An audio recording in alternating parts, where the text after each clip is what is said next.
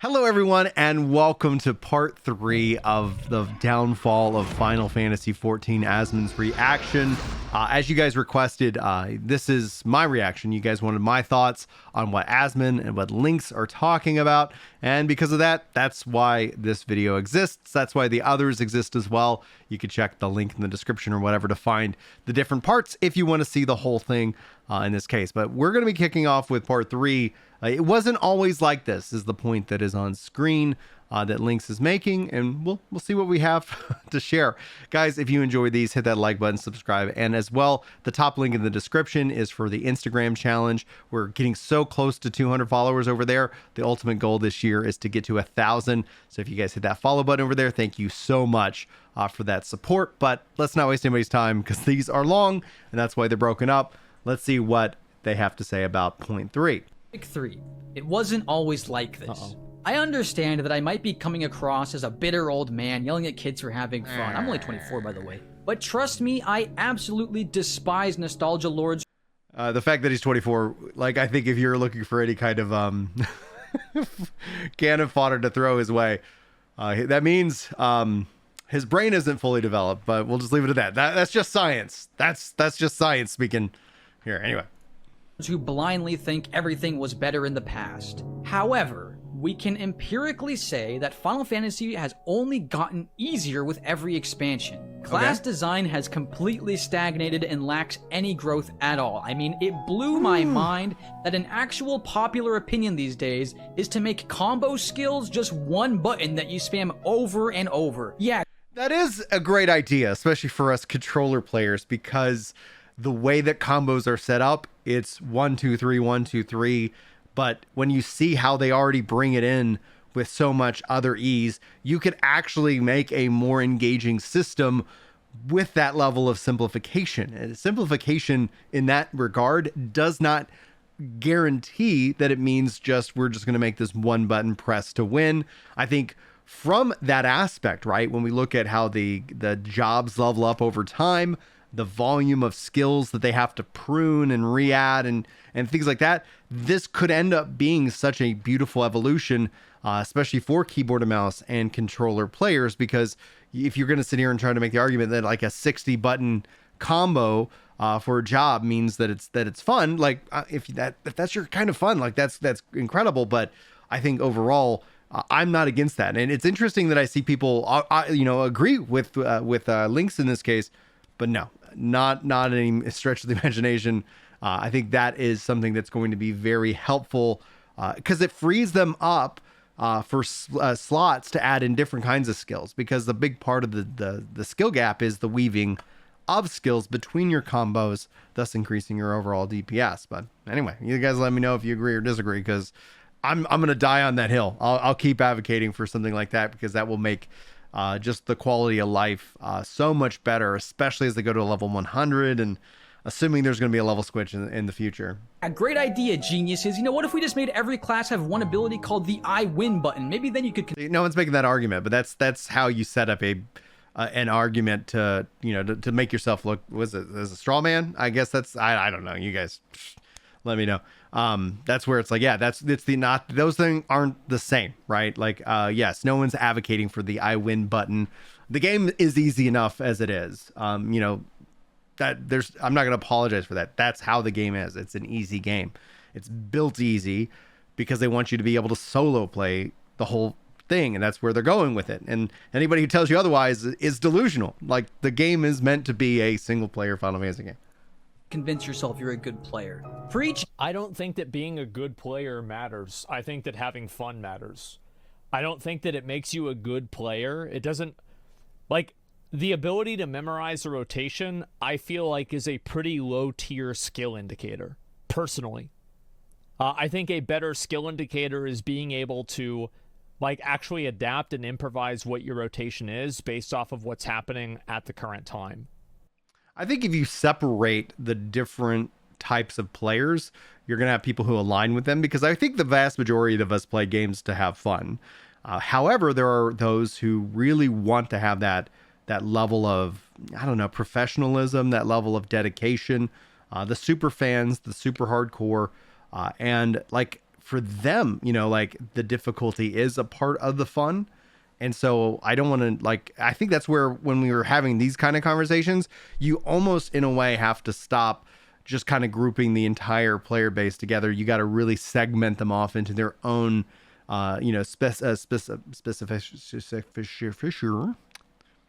specific. Hey, I got it. There we go. Different lanes, because then you can have that deep conversation. Because one of the things that actually is interesting is that as easy as content gets, it ends up, leading to apathy. It ends up leading to a, just like the lack of enjoyment, where challenging content at least has some value over the long run. But this is a rewards that there's so many different systems at play here. Is there if you're going to say if they just do this one thing to fix it, I think when you look at what an MMO is from my definition, which is that classic definition, it's that online metaverse, persistent world, as opposed to the theme park model. And again, the theme park model won out. It makes so much sense. It is so easy to understand. People expect it. And because of those things, then you end up having those. It all just works out that way. Anyway, I'll let Asmon continue. I don't really think that you need to have these super complex rotations. And also, making a game harder doesn't make it better. Whenever people make something easier, that doesn't necessarily mean that it's a downgrade from what it was before. There have been a lot of cases where, in WoW, for example, there have been things that were made easier and complications and annoyances that were just removed. And I think that it was an overall improvement of the game. Lost Ark has 8 skills, yes. It's not fun, though. What I'm saying is that it not being fun is not an outcome of the amount of buttons. It's an outcome of the impact and the meaning of the buttons.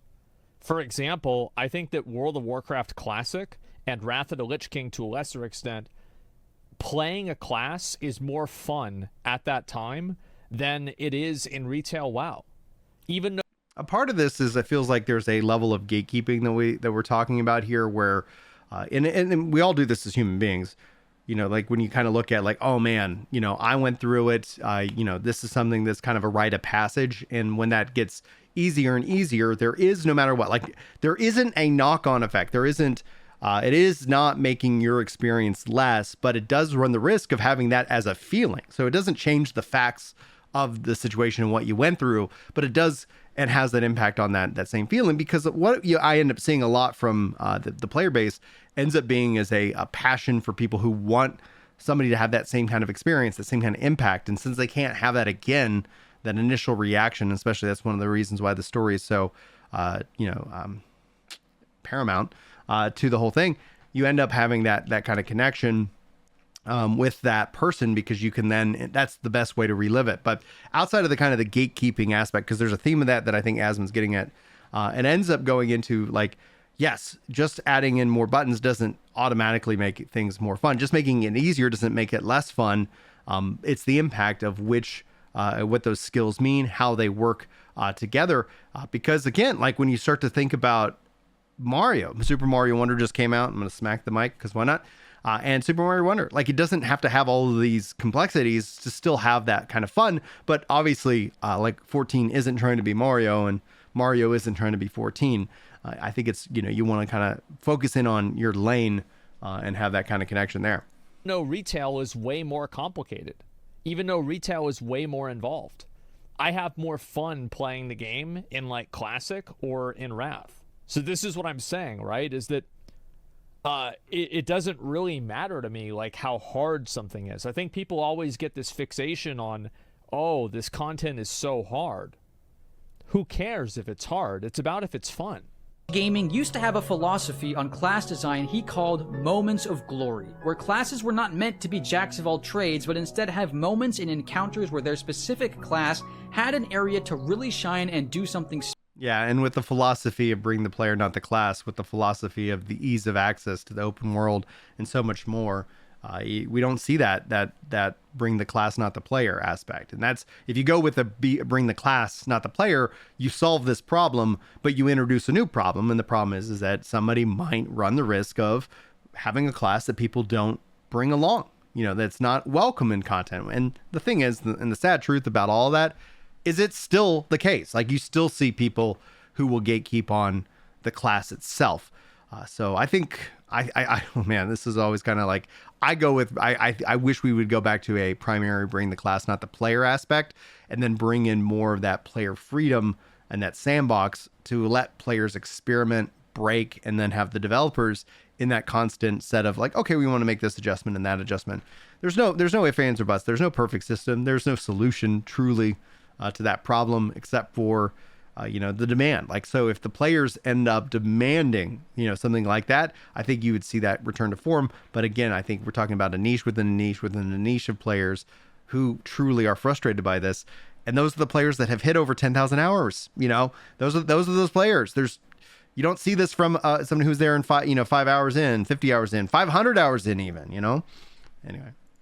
Special. Yeah. Where are modern day FF's moments of glory? Pressing fell cleave 5 times in a row? Yeah, that's real interesting and unique. Well, I think that the reason why they don't have the moments of glory are because this is a very double-edged sword. And it's one of the things where, like, whenever you ask for this, whenever people want this, then it's like, oh, that's great. Like, they're like, okay, yeah, this is what I want. And then whenever they get it, they're mad about it. I think a really good example of this is like Gateway. Like Warlock's Gateway. Like, a lot of people are annoyed that only Warlocks can make gateways. People were really annoyed that only Warriors had Rallying Cry. People were very annoyed that certain classes had these indispensable buffs that everybody had to have in order to use them. Like Augmentation Evokers are a good example of that now for World of Warcraft. And this is, I haven't really played a lot with them, so I'm speaking from like secondhand experience from what I've heard. I could be a little bit wrong about this, but what my understanding is that everybody feels like they need them because they have this functionality that's indispensable. And I think that the problem is like, it's a grass is always greener on the other side situation, where whenever you have games that have moment of glory classes, then you have people saying that like, oh, well, it feels really bad to not have this. Like, for example, imagine doing Nefarian when... The only thing is, and I can't speak to what he's about to talk about with WoW, so I'm jumping in. Players will optimize the fun out of anything. Like, this is where I feel like the player base in and of itself continues to advocate for things that they are going to be upset by. And that's, I think, human nature. I can't fix that. I can't cure that. I can only just continue to say, like, yeah, some players are going to feel screwed. And then that's like, there's a level of personal responsibility that those players need to take, right? But then outside of that, these games are about making money. They're about attracting as many people and holding on to them. And if those players are spending money, then their vote counts just as much as mine.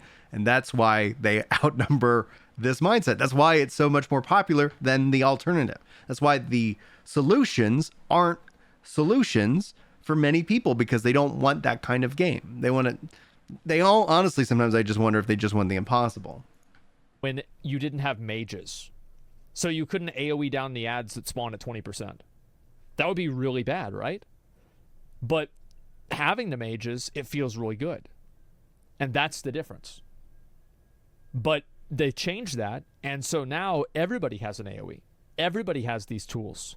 Because the reason why is that people didn't like it.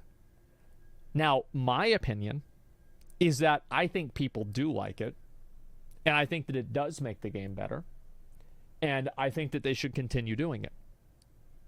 I think Classic WoW is an indicator of that. However, let's not pretend that these moments of glory were not removed by the request there it is of the players. Yep, there it is. Exactly. The players wanted these removed. They did. The only class that can even have a moment of glory is Black Mage, which is coincidentally the class that the game director Yoshi P plays, in which they can save up instant casts and procs to do an entire phase of an ultimate fight without ever needing to hard cast a single spell. Now that's really cool!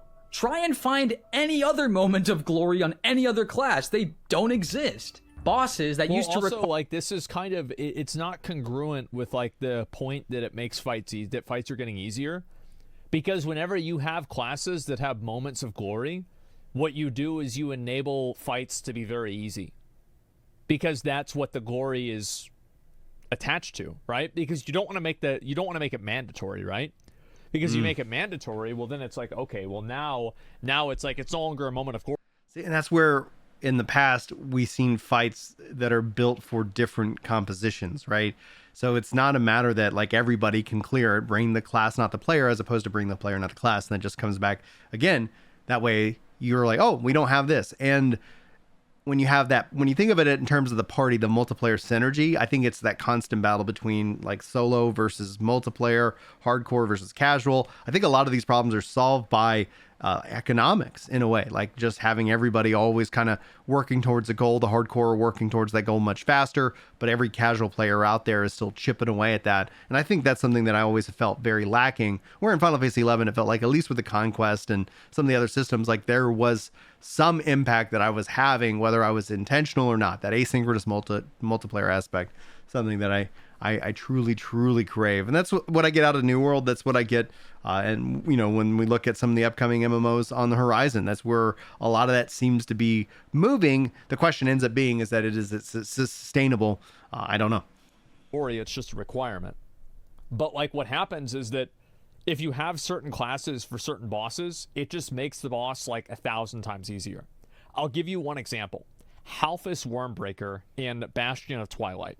This came out in the first tier of Cataclysm, and at the time, priests did healing based off of the damage they dealt. So as soon as a priest did damage to a target, then that damage will then be applied to the lowest health person around them. But because Halphus took extra damage, it made priests way better. Mm-hmm. So if you had 2 priests healing on that fight, the fight was a joke. It just completely invalidated the fight. It didn't matter at all. That sounds fun. Also, another good example of this is the reason why pets take a lot of extra damage from boss melee attacks is actually because of Firelands.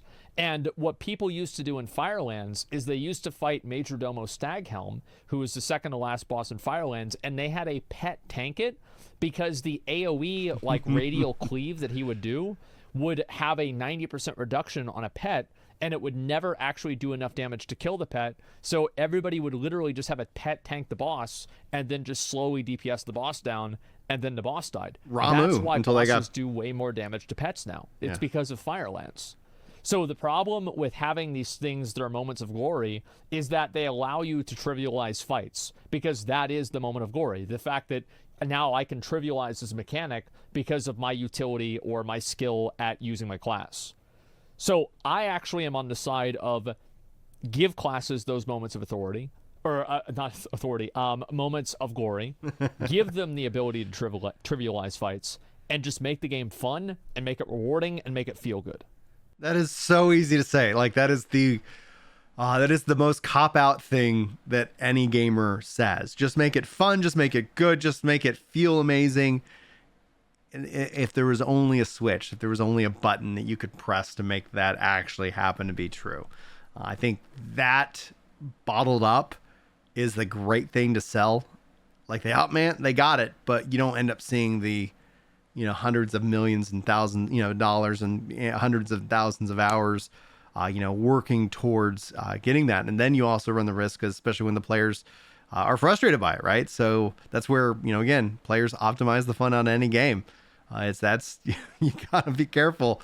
And that's where, when it comes to feedback, sometimes the perfectly acceptable answer is no, we're not going to do that. And we've seen Yoshi P say that, but he's also said that he wants to build what the players want. And I think that's, when we look at what the vast majority of people want, they want the cash shop, they want glamour, they want a better housing system, but who doesn't?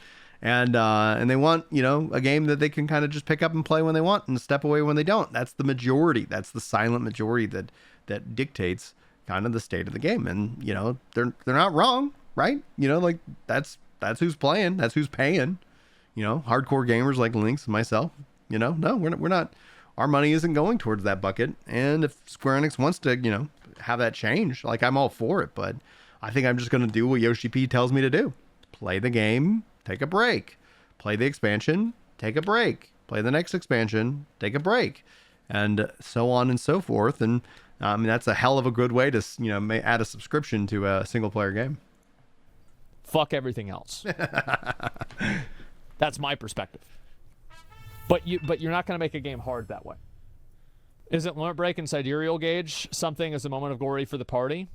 It is, but it's not, because usually it's min-maxed. Like, for example, how many people use the Sidereal in Vaulton for the first transition? You know, they use Balthor on Vaulton first begin. So, like, everybody uses it, right? And then maybe they use Balthor again at the end whenever he's doing the all the attacks at the end, right? Everybody does this. So it's like, Limit Break, yeah, it becomes just simply a tool that fits in a hole. Require planned movement, careful positioning, and a consideration for your melee DPS's positional skills have devolved into bosses with hitboxes as big as the arena, or the godforsaken wall boss, where boss movement is literally impossible. You know, I might as well just be punching the air with how little the actual enemy I'm fighting matters in an encounter. Raid buff abilities that used to have varying cooldown lengths requiring planned and coordinated burst timings to maximize damage on an encounter have devolved into every buff skill either having a 60-second or 120-second cooldown, completely removing the planning of burst windows. And there's still so much more! And I can guarantee you that people probably asked for that, didn't they? Yeah, I bet. I think that they did, and then I think what I've heard more from any other active player is just how painful that ends up being. They did, yeah. This is the same thing that happened with WoW. And also, like, stacking cooldowns is kind of a problem. Because, like, so here's the problem with stacking cooldowns. Is that, and this is something that happened in Legion. All right, Pank. Is let's say you're doing 100% damage. The true and then plus 20%. End game. Right? And then plus 50%. And then plus, let's say, another 30%. Actually, 30% is kind of hard to add. Let's do another 50%. 120%. Okay? So these are multiplicative. So this is 120. And then 50% of 120 is not 50% more. It's 60% more. So now we're up to 170, right? Or sorry, 180, right? And now we have over here, 50% of 180 is 90. So now we have 270%. So you see what I'm saying? So you have 270% damage. And what ends up happening is that if you have a character that can do 270% damage, this means that outside of that burst window, in order for the class to be balanced, they can only be actually doing about 30% damage. So how many of you guys back in Legion, for example, felt like you were just... Let me know if I've got my math wrong or he's got his math wrong, or I'm not understanding how he's doing his equation, unless it's basically going off of some kind of compound. So it, instead it'd be 50, percent of 120, and you're adding in, basically 60 to that. So I get, okay, I see what he's doing. And then you take 50%. So yeah, I thought he was adding, and I was like, no freaking way, man. Okay. I figured it out in midst of asking you guys the question. Smash like. Limp dicking a boss until all your cooldowns came up. Because that's the way I felt. I was just limp dicking a boss until the cooldowns came up, then I did all my damage, and then I waited for my cooldowns to come up. And that's why it got changed. The complete irrelevance of enmity and removal of tank stances, healers being completely gutted into only having 2 damage skills, DPS classes having unique and interesting targeted utility skills like Mana Shift and Palisade deleted from the game, conal AoEs that used to require dynamic movement and aiming to hit the most amount of enemies homogenized into every AoE attack being a circle around your character so you can't possibly miss an attack. I mean, I could go on forever! Cross-class abilities that used to incentivize trying other jobs by leveling them up to borrow a skill for your main job are now just auto-unlock role abilities, attribute points... Yeah, because people complained about it. They didn't like it. Yeah. And this is like, I think this is the point, right? Is that a lot of people don't like this kind of stuff. They don't want to have to level up another job in order to play their main character. Because it was bad. Yeah, like for example, like with New World, a lot of people didn't like the idea that they had to farm out PvP for the Greatsword artifact weapon. I was one of them. Now, I'm a pretty serious player, so I just did it, and it is what it is, and I have it now. But there's a lot of people out there that they see that, and they say, fuck that, I don't want to do it. It sucks, yeah. That's why, for example, arena gear got nerfed in Wrath. arena gear was like on par with like raid gear and Burning Crusade, but then they nerfed it because people all said they had to do arena. It added another layer of growth while leveling your character by giving you extra stats are gone. I mean, Jesus Christ, every expansion is just another round of wait and see what they delete this time. Ugh. Misshapen Chair made a video going in depth about how the dumbing down of class design is removing interest for veteran players, and I want to say that these changes don't help new players either. The greatest strength a game can have is being a game that is easy to learn but difficult to master. What happens when the game is easy to learn and easy to master? You know, as veteran players, we often have to huff copium by saying that... I think that this person places too much value and too much importance on the hardcore, competitive, difficult aspect of the game. I feel like there is... So, like, whenever I think about a game, right? Oh, paint again. Like, this is the game. This is the entire game. And, like, this is the competitive aspect of the game. It's there. It matters, but it's not as big as you'd believe. Well, the game isn't made for us. It's made for new players, and us veterans are just marketing tools to get new players to try the game. But that doesn't last forever. There isn't an infinite pool of new players you can constantly bring in. Eventually, those new players become veteran players too. Or maybe somebody needs to stop focusing in on content creation full time and figure out how to make a family. So that way new players, at some point, this is going to be a problem. I don't know if you believe it yet or not, but looking at the data, woo boy, I'm glad I got 6 kids, yo, 'cause just doing my part. I get it though. I understand how difficult it can be, but man, there's so many people. I'm just like, I hope we don't see this like 20 or 30 year thing where all of a sudden everybody's just sad that they chose not to have children. And they will realize all the problems with the game and end up logging out for the last time. Square Enix has already made its money. Like I don't see a problem with that at all. I think that a lot of people, you're never going to actually get them to start raiding or to start playing competitive content. They've like tried. World of Warcraft is never going to get the average player into a mythic raid. It doesn't matter like how enticing they make it or whatever. It's just not going to happen because people don't want to do that kind of content. And like that shouldn't really be your goal. And also like it's like no game like lasts forever, especially like these live service games. It's very hard to make them last for a long time. When there is no more new players. Topic 4. Who is this game made for? Every simplification, every deletion of a system, every dumbing down of an interesting mechanic has always been seen as making the game more approachable. So I think with that, this would be a perfect time to wrap up this specific part. And then what we'll do is the next video, the next part of this will be part 4, and we'll take it from there. And then that way, these things are in, you know, very much more easily consumable, you know, chunks. Much more easily consumable chunks. Anyway, guys, if you enjoyed, please hit that like button. Also, be sure to check out the Instagram challenge. I really, especially if you watched all the way to the end of this and you haven't followed on Instagram, and if you have Instagram, it would mean the world to me. Big networking tool for comics, and that would be a huge help. But yeah, thank you so much for being a part of this. Thanks for checking out this video, and if you hopefully we'll look forward to the next one, and hopefully I'll see you there as well. I got other videos I'm working on. This was a request, and I was like, whew, all right, I live to serve. I'm here for the people who want this kind of content. So hopefully you guys enjoyed. Hopefully I'll see you in the next video, but until then, take care.